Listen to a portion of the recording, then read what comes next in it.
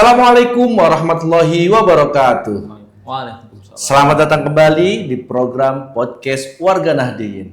Program podcast dari Lembaga Ta'lif wan Nasr Nahdlatul Ulama PWNU Provinsi Banten. Jangan lupa like and subscribe ya. Nah, Kang Mamudin. Siap. Alhamdulillah nih hari ini kita kedatangan seorang tokoh muda NU lah ya, yang berkiprah di dunia akademisi. Ini juga masuk dalam kepengurusan di NU-nya, di PCNU. Kota Cilegon. Kota Cilegon lah khususnya gitu. Nah, Saya ini yakin pasti teman-teman aktivis pemuda di Cilegon sudah kenal dengan tokoh atau dengan narasumber pada hari ini. kita langsung sambut aja ya. Oke, mangga. Kita manggilnya siapa ini ya? Siap. Kita manggilnya siapa? Cakil ya. Ya, kita ketemu dengan Tum Rikil. Lebih tepatnya Rikil Amri. Siap. SPD MPD. Nah, gimana kabarnya? Alhamdulillah sehat. Pak Rijal. Alhamdulillah. Pak Mamudin. Kita manggilnya apa nih anaknya? Pak calon dokter. Oh iya. Kita perkawaran aja lah. Perkawaran aja, kita manggil siapa? Tum aja. Karena Pak beliau ini menggunakan baju PCNU, biasanya kita manggil ayahanda. Ayahanda.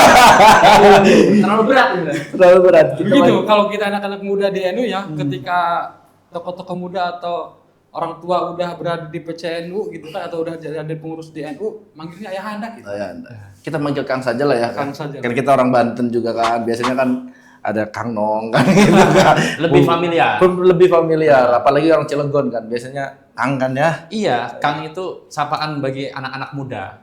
Kalau Ustadz berat juga. Ustadz biasanya yang istrinya satu. Ini Tapi malah Kang sih. Pak Rijal semenjak jadi host di sini panggilnya Gus loh. Sudah berubah. Sudah berubah. Udah punya gelar baru. Hace kan.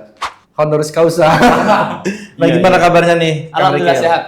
Alhamdulillah sehat ya. Gus Nah, Ijal. kesibukannya hari ini lagi kemana aja nih? Alhamdulillah sore hari ini baru saja bertugas dosen di Universitas Pamulang Kampus Serang. Boleh ya, Pak dosen. Ini ngajar di. Kita menyusul lah. Amin, saya sudah. Berarti di Menularkan virus-virus Nahdien betul-betul di kampus. Iyalah, kita kudu tetap kan, kita siapa lagi kalau bukan kita yang menggantinya kan. Iya. Nah, berarti sudah berapa lama di Universitas Pamulang ini? Alhamdulillah menginjak 2 tahun lebih. Alhamdulillah, di Kang, ya. Universitas Pamulang. Nah, ini juga denger-denger nih Kang Rikil ini sedang mendapatkan beasiswa untuk melanjutkan S3. Iya. Ya, betul. Betul. Di mana itu, Kang?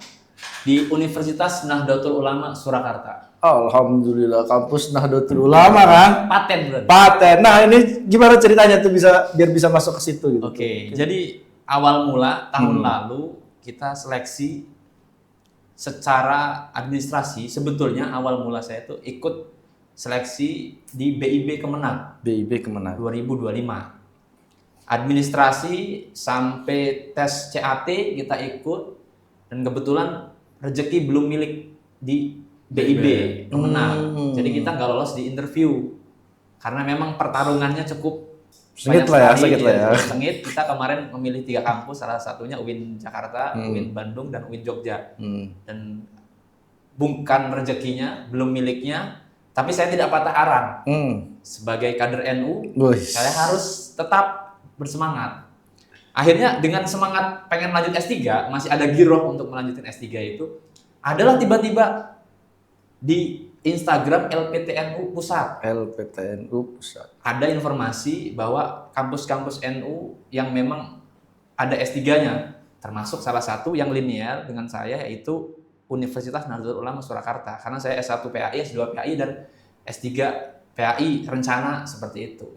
Akhirnya berkas yang kemarin kita gunakan untuk di BIB Kemenang, kita alihkan untuk di UNU Surakarta. Dan di situ memang kelebihannya, karena memang kampus NU ada beasiswa parsial. Ya memang 50-50 pembayaran parsial, setengah pembayaran UKT itu dibayarkan oleh Yayasan NU UNU Surakarta. Jadi teman-teman yang lainnya, dosen-dosen warga Nahdien ataupun yang berminat untuk lanjut S3, UNU Surakarta masih membuka. Bahkan kemarin kontak ke saya, tahun ini masih kekurangan calon mahasiswa S3. Bisa Tum Farijal atau Tum Muhammad. Ini Bisa lanjut kita informasi yang bagus banget ya. Ini soalnya bagus. jarang banget kan. Iya. Kasarnya kan orang-orang biasanya nyari beasiswa RPDP. Ya, itu betul. saja kan taunya. Dan memang di UNU Surakarta salah satu rekomnya pernah menjadi pengurus NU atau sedang menjabat pengurus NU, baik NU-nya atau Banonnya. Dan kebetulan alhamdulillah saya di PCNU Cilegon sebagai Awan dan di lembaganya saya sekretaris LPTNU, lembaga pendidikan tinggi. Sudah paten di orang kami. Kayaknya persyaratannya saya sudah cocok. Persyaratannya ya. Masuk barang. Persyaratannya doang, tapi belum bisa S3 karena S2-nya belum beres kan. Kan belum persyaratan di NU-nya sudah selesai. Cuma kan ya S2-nya kan belum. Ya. Tapi mungkin Gus Ijal dengan adanya informasi yang tadi disampaikan oleh Kang Rifkil, Gus Ijal bisa daftar karena udah lulus S2-nya. Amin. Nah ini juga di Unpam juga di prodinya kan sistem komputer ya. Ya, home base di sistem komputer. Tapi ngajar tetap PAI. PAI, MKWU kita pendidikan agama Islam. Takutnya kan di prodi sistem komputer ngajar komputer maksudnya Enggak, gitu. Tetap kita ngajar pendidikan agama Islam. Tapi yang luar biasanya banget nih Kang Mahmudin. Kang Rikil ini selain ngajar PAI, ngajar secara biasa, ngajar pengajian juga luar biasa kan. Nah ini basicnya dari mana dulu tuh? Jadi dulu selepas lulus SD, saya pesantren di Pondok Pesantren Nurul Ta'lim Tilawatil Quran di Cilegon, di Kedung. Dan kebetulan kalau sekolahnya saya di Al-Jawrut Nakiyah, Cibeber. Jadi memang kalau pesantren saya di Nurul Ta'lim Tilawatil Quran, sekolahnya di Al-Jawrut Nakiyah, Cibeber. Dan itu saya menimba ilmu dan di pesantren Basic NU, di Cibeber juga Basic NU. Bahkan saya terlahir dari lingkungan warga Nahdien. Orang tua saya, keluarga saya, dan semua. Secara lahiriah saya sudah NU kultural. Kalau saya kan HC dapatnya.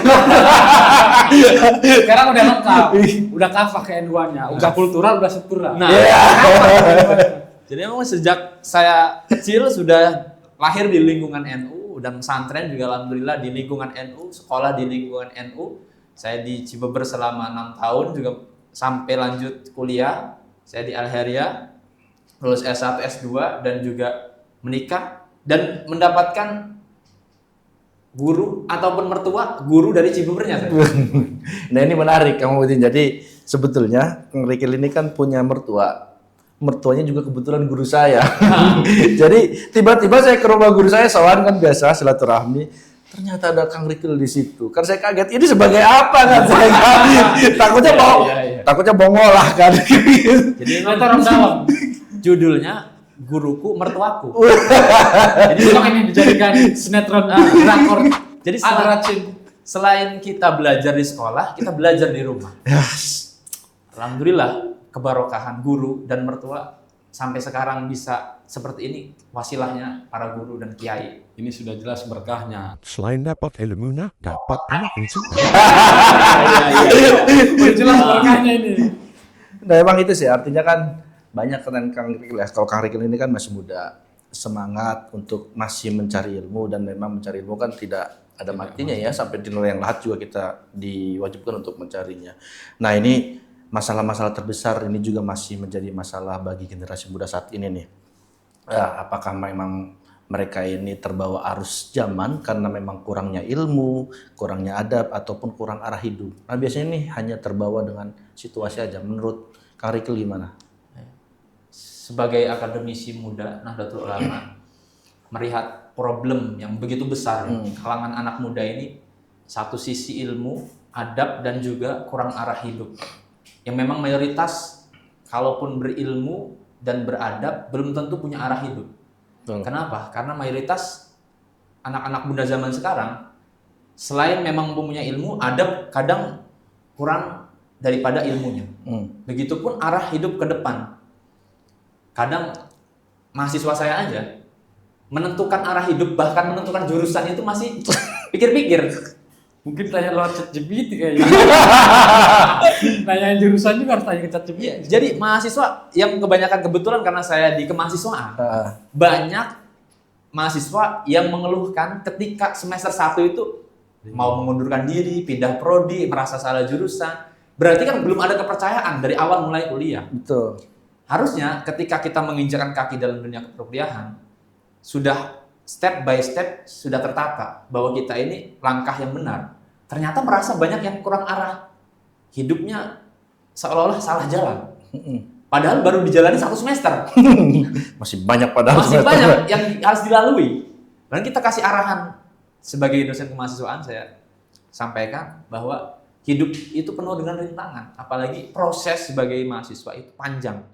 Maka orang yang berilmu itu adalah kuncinya yang paling penting. Dalam hadis, man aradad dunya fa'alaihi bil ilmi, wa man aradal akhirata fa'alaihi bil ilmi.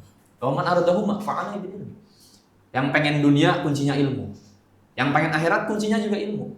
Dan ketika pengen dunia dan akhirat kuncinya juga ilmu. Betul. Maka ketika kita sudah berilmu, insya Allah semua akan menemukan jalannya. Tapi tidak lupa dengan adab. Takdim pada para guru. Kita itu dulu di pesantren ada sendalnya kiai aja tidak tahu. Iya, langsung lagi. Tapi mahasiswa saya, jangankan saya ada, begitu melihat wujudnya dosen, sengenges aja. Beda dengan adab-adab santri terdahulu. Memang tidak bisa dibedakan secara spesifik antara santri dengan mahasiswa. Betul. Tapi kan anak-anak zaman sekarang memang dari arah hidup itu masih banyak yang perlu diluruskan, perlu kasih banyak arahan. Kira-kira seperti itu.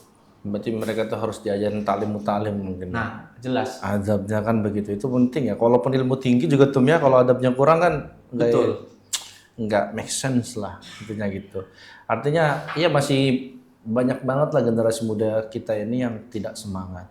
Contoh lagi kalau ketemu atau Kang Rikil ini kan di dunia kampus. Kalau menurut saya kayaknya di zaman-zaman saya masih banyak diskusi ya Kang Udin ya. Iya. Kita diskusi biasa kan di pelataran, di parkiran atau di mana. Malam ya. Tapi kalau ngelihat sekarang tuh kalau berbicara mahasiswa tadi kok agak berkurang ya tuh ya. Ya, jadi secara penelitian bahwa mahasiswa-mahasiswa sekarang itu mayoritas memang lebih cari yang instan. Buku-buku dulu kita zaman mahasiswa, buku Madilog sampai buku yang berat kita baca Kanan kiri kita baca lah ya.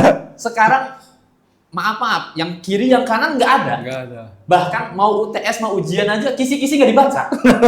Kemarin kita laksanakan minggu pekan ini UTS. Minggu yang lalu kita kasih kisi-kisi supaya apa? Supaya membaca materi-materi sebelumnya kan. Dan ketika pembelajaran UTS ujian nggak tahu materinya. Kenapa? Kisi-kisi sudah di-share. Dibaca nggak? Nggak dibaca. Itu kisi-kisi. Apalagi baca bukunya. Kalau tidak dikasih kisi-kisi katanya dosennya mempersulit. Nah, betul kan? betul. Tapi sekarang dikasih kisi-kisi tidak dibaca. Lalu maunya apa kan gitu? Iya, memang perlu adanya pembenahan. Anak-anak muda zaman sekarang, terutama mahasiswa, dengan adanya proses literasi, itu akan menambah proses pemikiran. Karena gaya-gaya anak-anak mahasiswa sekarang memang sebutannya bukan lagi milenial, tapi Gen Z ya. Gen Z. Apa-apa viral, apa yang di TikTok ataupun di medsos dan sebagainya, viralnya bukan karena viral dengan ilmu pengetahuan. Apa kicau-kicau mania dan sebagainya. Heran kita dosen aja belum tahu mahasiswa. Saya juga baru tahu kemarin kan. Kicau apa? Kicau mani. Saya tahu kicau mania itu demo 1 Mei. Iya. Demo buruh itu kan. Tapi nggak dibahas di sini lah. jangan kita bahasa sama akademisi ini. Tapi saya melihat bahwa ya, mahasiswa sekarang ini kayak kelihatan kurangnya motivasi dalam membaca. Karena dengan banyaknya majunya teknologi, mereka mendapatkan ilmu itu merasa bahwa ilmu itu instan. Nggak ada proses-proses membaca ke perpustakaan gitu kan.